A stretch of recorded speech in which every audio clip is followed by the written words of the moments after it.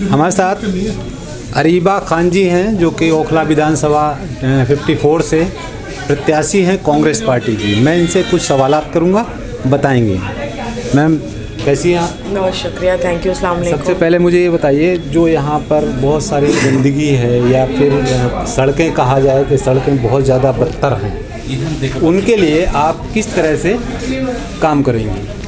देखिए, यहाँ ओखला का जो निज़ाम है वो पूरा तरम भरम हो चुका है पिछले 10 सालों में। और चाहे वो सड़कें हों, सीवर हो, पानी हो, बिजली के मीटर लगने का इशू हो या ट्रैफिक का मसला हो, जितने भी ये मेजर इश्यूज़ हैं, ये सब पे पिछले 10 साल से कोई काम नहीं हुआ है, जिसकी वजह से यहाँ मुद्दों का गढ़ बन चुका है ये ओखला जो।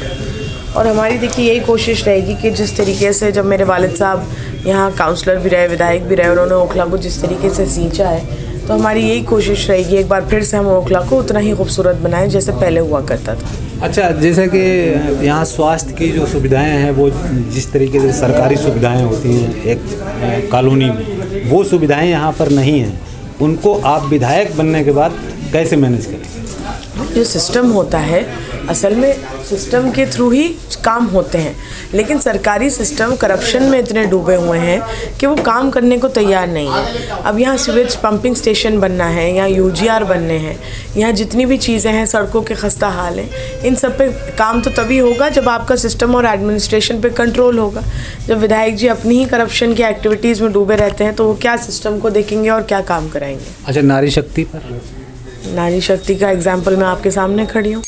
मैंने काउंसलर का जो सीट है वो भी मैंने जनरल सीट थी मेरी, लेकिन उसके बावजूद पार्टी ने मुझे टिकट से नवाजा था एक जनरल सीट पर मेरे सामने, जबकि हमारे एमसीडी में ज़्यादातर जो महिलाएं जीत कर आई हैं वो सब रिज़र्व सीट पर आई हैं, विमेन रिज़र्व। लेकिन अल्हम्दुलिल्लाह पार्टी ने मुझ पर दोबारा भरोसा जताया और इंशाल्लाह इसमें भी हम पार्टी को कामयाबी हासिल कराएंगे। मैम ये बताइए, बिजली पानी फ्री दे रखा है केजरीवाल ने, महिला सम्मान योजना का उसने ऐलान किया है, क्या इस पे कांग्रेस भारी पड़ेगी या बैकफुट हो जाएगी? देखिए, पहली बात जो आप फ्री पानी की बात कर रहे हैं, तो ओखला में पिछले 10 सालों में पानी की एक बूंद नहीं आई है। फ्री तो छोड़िए आप, पानी की एक बूंद नहीं आई है 10 सालों में।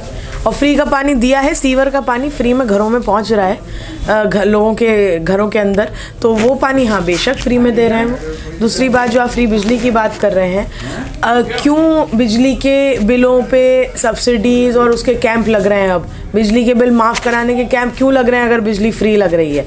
केजरीवाल जी अभी बिजली के बिलों पे जो ज़्यादा बिल आए हैं उन पे कैंप्स लगा रहे हैं उनको माफ़ कराने के, अभी हाल फिलहाल में। अगर बिजली फ्री है तो फिर ये कैंप्स किस बात के लग रहे हैं?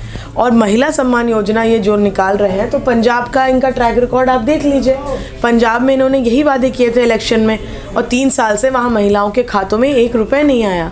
तो देखिए, ये सिर्फ जुमलेबाजियाँ हैं इनकी कि फ्री बिजली, फ्री पानी या महिला योजना स्कीम। कांग्रेस पार्टी का ट्रैक रिकॉर्ड है कि जो कर्नाटक में वादा किया था इलेक्शन में महिला योजना का, उसको इम्प्लीमेंट किया। आप जाके चेक कर लीजिए रिकॉर्ड। सड़कों की मौजूदा सूरत हाल पर क्या कहना है? देखिए, मैं क्या कहूँगी, आप हालत देखिए सड़कों की क्या है, लोग गिर रहे हैं। मैं खुद कल गिरी हूँ सड़क पे गड्ढों में चलते चलते, मेरे खुद चोट लगी है। तो देखिए, ये जिस तरीके से ओखला को बिल्कुल निगलेक्ट किया गया है, ओखला के डेवलपमेंट को निगलेक्ट किया गया है।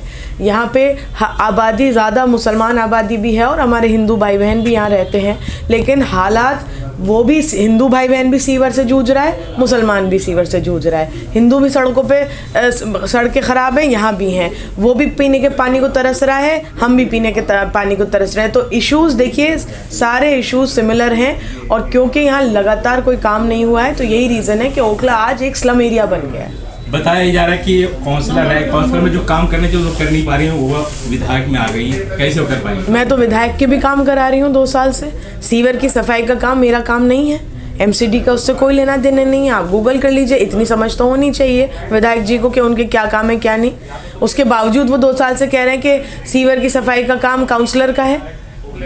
जिसको अपने कामों का ही नहीं पता, वो दूसरे के कामों का क्या बताएंगे? वो लगातार लोगों से, जब लोग उनके पास कंप्लेंट्स लेके जा रहे थे तो उनसे कहते थे कि सीवर की डालना मेरा काम है, सीवर डालना एमएलए का काम है, उसकी सफाई का काम काउंसलर का है। बताइए, जो रिप्रेजेंटेटिव इस तरीके के स्टेटमेंट्स देगा, आप उससे क्या उम्मीद करेंगे कि वो काम कराएंगे? 3 उम्मीदवार यहाँ पर मजबूत बताया जा रहा है, उसमें एक आप भी है, क्या ऐसा लगता है वोट बटेगा या कांग्रेस जीतेगी? नहीं, देखिए ओखला में एक हिस्ट्री रही है, आप रिजल्ट्स निकालिए पुराने इलेक्शन के, यहाँ ज़्यादातर ये एक वो रहा है एक पैटर्न कि सब एक तरफा वोट ही देते हैं, यहाँ वोट बढ़ता नहीं है कभी भी। और अगर ये होता कि यहाँ वोट बढ़ता है तो यहाँ कई बार 18 मुसलमान कैंडिडेट्स भी खड़े हुए हैं। अगर वोट बढ़ने की यहाँ बात रहती तो यहाँ तो पहले भी ये चीज़ आपको देखने को मिलती, लेकिन ऐसा यहाँ होता नहीं है। और एजेंडा सिंपल है, लोगों का वोट देने का मुद्दा सिर्फ डेवलपमेंट होगा, डेवलपमेंट की बुनियाद पे वो वोट देंगे और एक तरफा वोट देंगे, बीजेपी के डर से नहीं देंगे। अगर अमानतुल्लाह साहब ये सोच रहे हैं कि वो बीजेपी का डर दिखा दिखा के लोगों से कहें कि एक तरफा मुझे वोट दो, तो यहाँ का मुसलमान इतना कमज़ोर नहीं है कि वो डर से वोट देगा। हाँ, वो एक तरफा वोट देंगे डेवलपमेंट के मुद्दे पे केपेबल कैंडिडेट को। सीट ऐलान करने में इतनी देरी क्यों लगाई कांग्रेस ने? पॉलिसी होती है, एक सिस्टम होता है। मेरा काउंसलर का इलेक्शन जब हुआ था तब भी मेरा नॉमिनेशन से एक रात पहले टिकट आया था। वो एक सिस्टम है, कांग्रेस बहुत बड़ी पार्टी है, कोई छोटी मोटी पार्टी नहीं है, उनकी कुछ पॉलिसीज़ होती हैं, उसके तहत उनका एक सिस्टम चलता है। फर्क नहीं पड़ेगा? नहीं, मैं आपको बता रही हूँ ना, काउंसलर के इलेक्शन में भी नॉमिनेशन की लास्ट डेट से एक रात पहले मेरा टिकट आया था और अल्हम्दुलिल्लाह हमने उसमें मुकम्मल जीत हासिल करी और इंशाल्लाह अब भी हमारा इलेक्शन बहुत अच्छा चल रहा है, पूरा लोगों का भरपूर सपोर्ट है। पब्लिक को क्या कहेंगे? पब्लिक को देखिए, मेरी ये अपील है लोगों से कि आप माशाल्लाह यहाँ सब पढ़ा लिखा तबका रहता है, चाहे वो हमारे हिंदू भाई बहन हो या मुसलमान भाई बहन हो, सब पढ़े लिखे लोग रहते हैं यहाँ जामिया नगर ओखला में।